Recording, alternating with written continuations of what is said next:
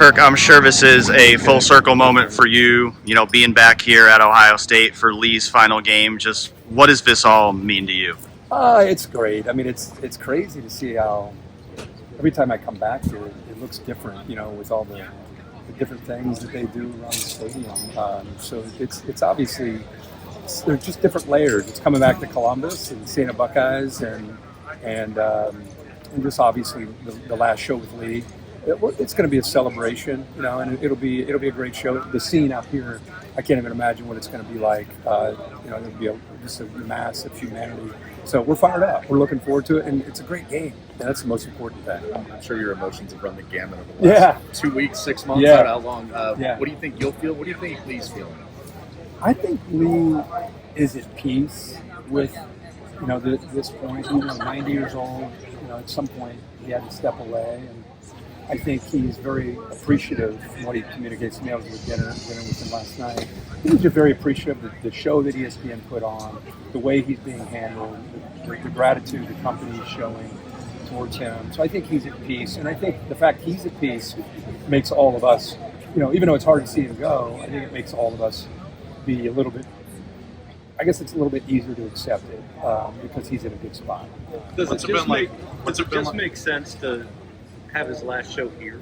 I mean, it worked out great. What are the odds, right? I mean, we were right over there when he put the headgear on, and I just thought it was just a one-time thing. Oh, that was cute. And I didn't realize it would become kind of a fabric of the sport over the last 30 years. But now here we are. When we looked at the schedule, the obvious place would try to go to Tallahassee where he played. But this game is just so big. The fact it's a noon game, it became a no-brainer to have it here. But it's very kind of storybook. The fact that we started with this and we ended here in Columbus. What's it been like to see the tributes? Not just, we've seen coaches tributes. I saw a video yesterday. Southwest Airlines attendant was doing thanking him in Orlando. What's it like seeing? It seems like everyone won against some kind of tribute. I think this sport, on a national level, I think it's the most passionate fan bases of any sport, including the NFL. I think college football is almost like European soccer. And when you throw Lee Corso into that with his, going back early in his days, his brash opinions, and, he was Pat McAfee before there was a Pat McAfee. He was the guy that was a lightning rod. And I think people, just love him. He's like a relative. He's like your grandfather for everybody, for everybody across the country. So people love the guy, and I think that's their way of sharing that. And they're used to Saturday morning waking up and turning it on and seeing him. And I think that's why they're conveying, how they feel and just letting him know. And he hears it, which is great. I told him we did the special, and if you guys saw it, and at the end it was in a little theater. And it ended, and he was sitting at the bottom. There's only 3 people in the theater, and I went down, and I just hugged him, and he's always very candid. And he pulled away, and he's like, it was so eerie. I felt like I was dead, and people were saying things about me. And I was like, but here's what's cool: you're alive, and you got to hear those great things that these people were saying about you. So, it's just, like you said, it's a gamut of different emotions. I'm trying to stay in the celebratory lane this whole weekend because it's, we don't want to be emotional and be sad when it's his last show. We can be sad maybe next week when we're in Norman, Oklahoma, and, it's like, where's Lee? But for this weekend, we need to be celebrating him and everything he's meant to us and to the sport. You had the opportunity to watch those Ohio State games up close last year. Just what impressed you most about that national championship run? Well, what they overcame. When they walked off the field against Michigan and the whole flag thing and the fight and the Ryan Day and the fan base, he has an armed guard 24/7 at his own house for his own fans. And then to turn that into a 4-game run to win a national championship, that doesn't happen without a veteran football team, guys like Jack Sawyer and Caleb Downs and just all the guys that were around for so long. So what they overcame after that devastating loss, losing again to Michigan, and all the noise that came around the program, and then to show up the Ohio State-Tennessee game in that stadium, and 40% of the crowd is Tennessee, and to win that game in the fashion that they did, it just kind of the momentum that it created into the Oregon game, Texas game, Notre Dame game. It was just amazing to see that. We don't see a lot of rematches like this, but yeah. How excited are you just because we have no idea about either of these teams? What I mean, they're good. Yeah, I mean, I think we know Sark, the way they recruit, the way they develop, the culture, and same with Ryan Day. He's checking everything out. Come here, Ben. Same thing with Ryan Day. Even though you lose a lot, you know how they recruit, how they develop. So you know when those two uniforms get on the field together, it's going to look different than last year because there's a lot of new pieces. But the execution, the level of performance, it's elite. And so can't wait to see Arch Manning. This is his era. He's waited. But I can't wait to see Julian Sayin. I mean, this guy was a 5-star freak that went to Alabama and then he ended up transferring to Ohio State after Nick Saban retired. So there's just so many stories. But I can't wait to see Arch, how they've done such a good job of intentionally keeping him on the back burner the best they could. His father, his grandfather, his uncles, his mom, sent him to Texas where he didn't have to be forced into play right away. Let him develop, let him get a few reps, let Quinn be the guy, and to accept that and know that. In year 3, that'll be his time. So it's like played out exactly the way they want it. Now you go play on the road with 4 new offensive linemen against Ohio State. So we'll see how it goes. It's going to be fun. Hey, Kirk, we're at the point now, you guys have done College GameDay so long, and Lee has been a part of it. The kids playing today, that's all they know. Yeah. I mean, how have you had players talk to you about Lee, and what do they say? Yeah, I mean, this is my 30th year on the show, which is crazy because I feel like it's like my 8th year. But it's kind of been at that level for a number of years with players that grew up as 5-year-olds watching our show and wanting to one day play college football and just be in that world. And now it's their reality. But, Lee Corso, and I really think just the College GameDay show because I think with our show, we try not to ever take ourselves too serious. We try to be at the game. So I think, when you see Game Day, there's identification of, that must be the big game. This is the spotlight for the weekend on that game and those players. So I think it's just it's symbolic with greatness because of where we go every week, not the show, but where we go and the spotlight we provide. So yeah, these players grow up and they see Lee Corso in the headgear, and now it's their turn to be a part of that, not in the video game, but actually doing it themselves. And I think it's pretty special for them. What are the biggest questions you have about Ohio State just going into the season that you want to see answered tomorrow? Well, Julian Sayin would be the obvious. I think he's going to have a great career and a great year. I think James Peoples reminds me a lot of J.K. Dobbins. Looking at him in practice yesterday, there are a lot of people who have no idea who he is and what he can do. They will after tomorrow, or at the very least the next few games. I think the defense. The biggest question for me about Ohio State is not only do you lose 8 starters, but if you go back and look, every one of those guys started for 3 years, if not longer.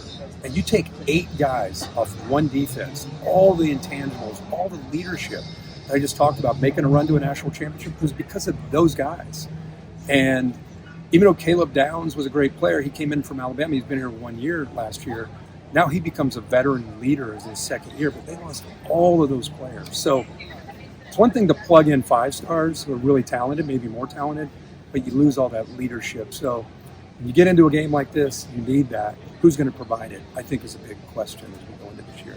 Kirk, what about both coordinators, too? Because Brian's been here a while, but he's going to be calling plays now and just, Matt coming back to the college game. Yeah, that's a fair question, too. I mean, Hartline had his chance a couple years ago, and I think Ryan took it over. I'm very anxious to see without Chip Kelly. Again, the plan is for Brian to do it. I think he knows offense inside and out, but getting that skill set to call the plays and the timing of it, mixing up the tempo, that takes some time to learn. And to open up with Texas, who's so athletic and so talented at getting after the quarterback, it'd be interesting to see. It's one thing to have a plan Monday through Friday, and then you got to call it on Saturday. It'd be interesting to see how that plays out, not only in this game, but all year. And then Matt Patricia, I think he'll look at a lot of what they were doing last year with Jim Knowles That 3 safety look with Caleb Downs is kind of that hybrid guy that can do a lot of different things. I'm sure they'll use that and maybe add a little bit more of the NFL element to it. That Patricia's been around for so long. So really it's unknown until we see what they do. But it's a fair question going into the season. What are your thoughts on Brian Hartline as he kind of gets this role as offensive coordinator? Again, I think he is qualified. I think he's very, very experienced at this point. He's known as a recruiter, a developer of receivers. But I think as you grow in your own individual career, I think the goal is to one day be the guy calling the plays. Like I said, they tried it a few years ago. And then Ryan eventually, I think he just couldn't let go and he wanted to take it back. Then Chip comes in. Kevin Wilson's been involved. And now it's back to Brian. And I think I'm pulling for him. You know, we all are. I think he's learned from so many great minds. I think now the natural progression is to take that step, and we'll see how it goes. This is a first-time starter for, full-time starter for both teams, both 5-star guys.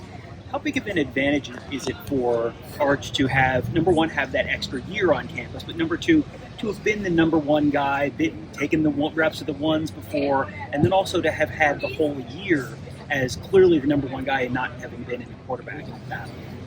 Yeah, I think, like I said, I think when they were selecting any school in the country that they could go to, I think that they intentionally went to Texas because they knew he would have an opportunity, because these guys know the quarterback position better than anybody. And I think right now, Bryce Underwood, he might be a great player, but he's thrown right in right away as a 5-star to play. And Arch could have gone anywhere probably in the country and been that guy. But I think they're looking as a family, and I'm sure Arch is looking at the long play. So they looked at it like, okay, we're going to Texas with Sark, who knows the best play caller maybe in the country, and with Quinn Ewers. And we're okay with that. And we're going to be patient and let him, like I say, kind of marinate in the background. Getting a couple starts definitely helps him to kind of get the rhythm of the week, being the starter, the pressure, just kind of knocking the rust off a little bit. And now he comes into this year because of some of the taste of starting, coming in for a couple of plays here and there. Now he's not your normal first-year starter. He's a guy that now third year in the system, knows the offense. His buddies are all around him. He's just a natural leader now in his third year. So it's very different from what Bryce Underwood is getting ready to do in his opening game as a true freshman. It's got to be the guy right now. So I think it's a great plan. I'd love to see more quarterbacks do that. And I think he's going to have a monster year. I just can't wait to see how Sark uses his normal kind of NFL sophisticated scheme with the legs that Arch Manning brings, and how he kind of drops that in, and when he drops that in. He's not going to live on his running, but it's a factor, and it's something Sark hasn't had a lot of. So I'm excited to see what he does with it. As he goes into year 5, is there something that's impressed you about the way he's built this? It took a decade of really bad, not really bad. Yeah, I've talked to Mac about it, and when you're an outsider, you just look at the high school football in the state, you look at the facilities, you just look at all the resources. You're like, Texas should be an 11-win team for 100 years. How are they not? And then, talking to Mac, I mean, there's a lot more to the program than I realized. And I think Sark knew before he took the job, I've got to be a head coach of this football team. I've got to develop a culture that I learned from all the places I went, especially where I just left. And I want to bring that blueprint into Austin. And the powers to be must have said, hey, man, you do whatever you have to do, and we're 100% behind you, because this thing reminds me a lot, in Sark's own way, his own personality, it reminds me a lot of what he learned at Alabama, the way he's recruiting. He's such a personable guy. Like, if he gets a guy on campus, he's going to get him. Like, he's that guy, in my opinion. And in the NIL world, kind of changes everything as well. But I love what he's done. And I think that what I love about Texas, it's no longer like peaks and valleys. It's like you lose Quinn Ewers, you lose all these great players. It's like, okay, here comes the next wave. I think they're reloading now. And I hope he's there for a long time, because I love when Texas is good. It's great for the sport. And I love Sark, so it's fun to watch what he's been able to do. We have time for 2 more? Kirk, how emotional have the past couple months been, just since the retirement and then the special at the College Hall of Fame? He was breaking up, you were breaking up. Yeah, I mean, he's just a special person. He's been so much more than just a guy sitting next to on a desk and share what the public sees. He's been a guy that I've relied on in my life as a dad, as a husband, in my career. Like if I was getting ready to be up with my contract, he'd be one of the, not only do I talk to my agent, I talk to him and get his expertise. And I'm just a guy that plugs into mentors and people that have been there before us. And so I've just always had a great relationship with him, and I cherish it. And so to lose a friend from the show and what he means to and when I tell you everybody, I mean every person, whether it's PR, whether it's the makeup folks, whether it's the producers, the APs, like there's not a person on our show that if they were standing here wouldn't be saying the exact same thing I'm saying. And that tells you about who he is. And so, yeah, you miss the headgear, but you miss really is what he does around the show and how he impacts people in such a positive way. So it's been emotional, but we got to get through this as a show, and we got to really honor him and celebrate him this weekend, and that's what we're going to do. In terms of the people who have grown college football, where do you think Lee Corso ranks in the sort of the popularity of college football explosion?